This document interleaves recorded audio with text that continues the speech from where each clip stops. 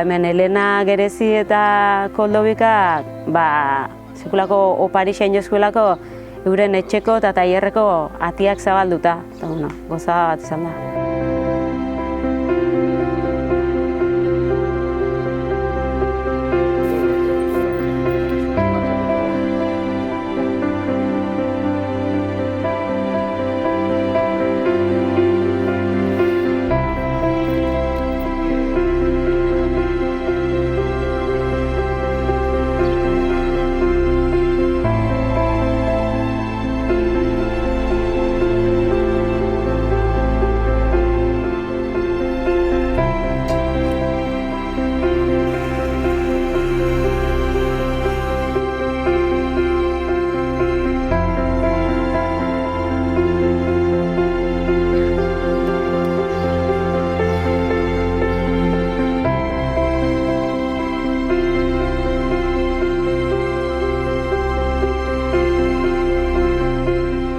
Compartir los conocimientos que cada uno tenemos y así mutuamente nos vamos enriqueciendo y fortaleciendo lo que realmente es el arte.